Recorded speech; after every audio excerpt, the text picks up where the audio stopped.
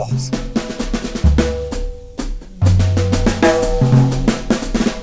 Okay, well, let's go.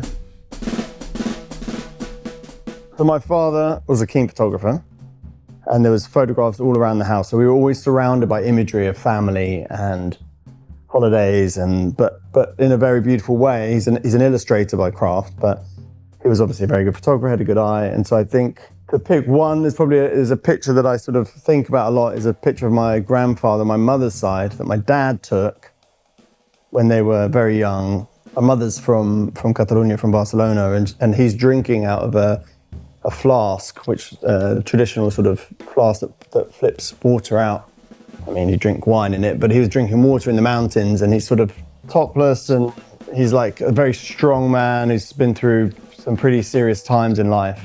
And there's this lovely picture of him drinking water in the Pyrenees, which was his favorite place. And I think as a child, there was something heroic about that image that I guess made me really realize the importance of, understanding a portrait and understanding a person and what you get from a photo. So I think in a weird way, that's an image I think of a lot. Yeah, I mean, photography for me has always been important. My father's an illustrator and would be drawing as we were kids. We'd always be drawing things and drawing on tablecloths and, in pretty much all social environments. And I wasn't very good at drawing. I remember from an early age, he gave me a camera. I had a Polaroid and I had a little 110 sort of spool loading old Fuji little tiny thing. And I used to carry that with me everywhere and take pictures. And so I think photography became my way of drawing, my way of capturing the world I was in. I was also quite shy as a child, so I think it was a nice way to sort of be involved in moments, but not be the instigator. Yeah, I think from an early age that I was always interested in photography. I never really saw it as a future until I sort of started to, progress through life. And then I studied it, and I took a relatively conventional route through studying in university and assisting. But I think my early memories being with a camera, I pretty young in life. The story of my style, that's interesting because I've been lucky enough to be doing this for many years, from hobby through to career, through to quite a long career in the industry. And quite often when I think about the work I do, they reflect certainly the time in my life. And I think my style has evolved and changed and swept as my life has changed, as my influences have changed, having children, getting married, different chapters have certainly influenced my life. But my core, my focus is people, or my obsession with people. I've always been very sort of, like I mentioned before, my father's English, my mother's Catalan. They're two very different cultures, very different social activities and influences, and the sort of dramatic and fiery Mediterranean life mixed with a slightly more reserved and English sort of upbringing. And that sort of slammed together for me, and I was sort of experimenting, watching it all. So I think through that became my obsession of people, watching culture, watching the world. And and as I traveled and as I saw different parts of the world, you become aware of completely different environments and completely different cultures. And I guess to answer the question, what defines my style, I think, is humanity, is people. It's I love the interaction with people. In many ways, the camera is a tool to allow the interaction, but it can be a hindrance into what I really want to do, is just sit and talk to someone and just actually be with people. AI.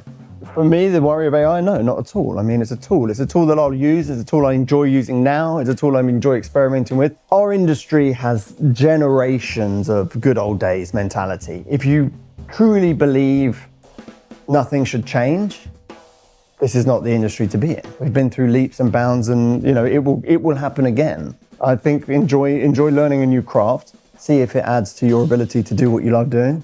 For me, I've found uses in it, but it doesn't replace the thing that I love, which is being with people, meeting people, and trying to create and capture a version of people that they're happy with and I'm happy with.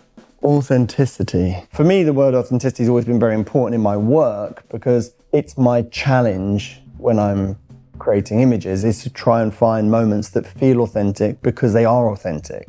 I'm not trying to get someone to smile, cry, or laugh. I want to capture them when they smile, cry, and laugh. So authenticity is the heart of my work, and it's the heart of why I love photography. I did a portrait series of strangers in America. I had a mild obsession with America growing up, and my desire was to go to America, buy a car, take my cameras. I was shooting on a Mamiya RZ film and Polaroids, and I was just going to drive across America, do as many states as I could. And the challenge was so 70% of American towns have a street called Main Street, the swift growth of American. And so what I did is I sort of set myself a loose challenge, just go to Main Street, take some portraits, find interesting people, and challenge myself to confront them and ask them to take their portrait. It seems relatively easy now, but we're talking about 2004, where camera phones weren't as popular. There was less people stopping in the street, with that came a genuine interest in what I was doing. And so I would meet people and ask them to take their portrait. And the first 2 or 3 were a real challenge of really building up the confidence to go and do it. The joy of meeting strangers, taking their portraits and giving them a Polaroid and showing them the map I'd been on, it was the most rewarding thing. But there was a point 5 or 6 portraits in when I realized not only was I excited about it, was the focus now. It was what I wanted to do. I was not only was I not afraid of it, I was excited by it. I'm half Catalan, and I think there's a part of me that is emotionally unstable. Crying for me is not a big deal. I do cry, I quite enjoy crying.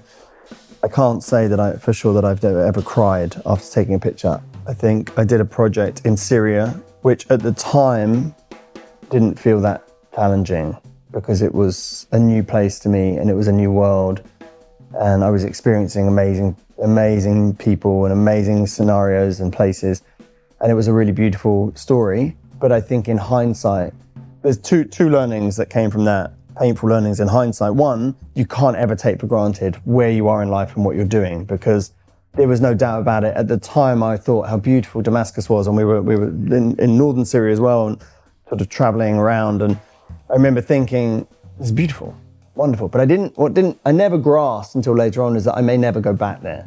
When conflict started there, it became very apparent to me that whilst I enjoyed the moment, was I aware of the importance of that? And I think whilst the job wasn't hard, the reality, or painful, the reality afterwards that I probably will never go back to Syria is the learning that I find hard from that. Yeah, 100%. Of course it can. Yeah, photograph is one of the most powerful tools out there. It can change your heart, it can save your life, it can change a moment, all of those things. Yeah, I mean, there's hundreds of stories of the power of a recorded moment. My grandfather, who had a very tough childhood, carried a photograph of his family with him when he was sent to war. And I know for certain that photograph was a part of keeping him alive. The world we live in now, we are immersed with photography and immersed with our own photography. Most of us have phones with photos just on the screen. That's not there because someone had the idea to do it. That is there because the idea is so obvious that we want to carry pictures. We have lockets, we want to carry pictures of our loved ones or of moments or of, whatever it is you choose to have there, but that is there to create an emotion. And so whilst we are triggered emotionally through film and smell and light and sense, a photograph is still a very encapsulating emotion. My intention is to create the space to discover a moment between me and the subject, and just to translate a little bit of their emotion. The reality is that my style of image making comes from the way that I do that. And the way that I do that is all about trying to create a space where people feel comfortable in themselves and natural, and break the barriers that we all wear every day, the shields, the natural defenses we put up in society to present our persona.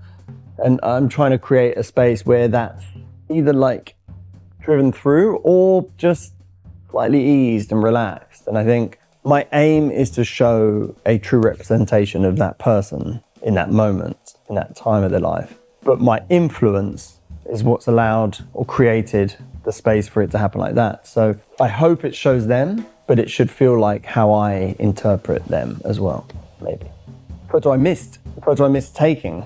There was one very early moment in my experimenting with photography where I was in a Notting Hill Carnival, and I was with a big camera and big confidence and no press passes, and I was trying to get on the stages, and I managed to get onto Norman Jay's bus. I managed to get on the bus, and I got upstairs and I took some pictures of the crowd, and I took a picture of Norman Jay, and I kind of felt immersed in the moment. And I'd snuck on, and I'd sort of gone past that bravery, but I took all these pictures as if I shouldn't be there.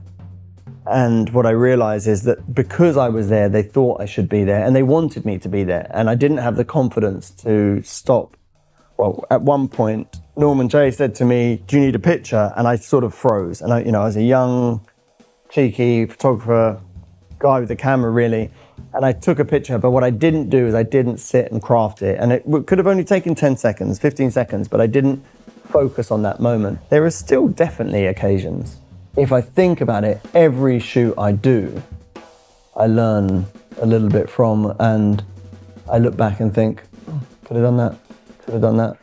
Well, I can't draw. We've been through that. I can't draw. That's why I take pictures. But I can talk.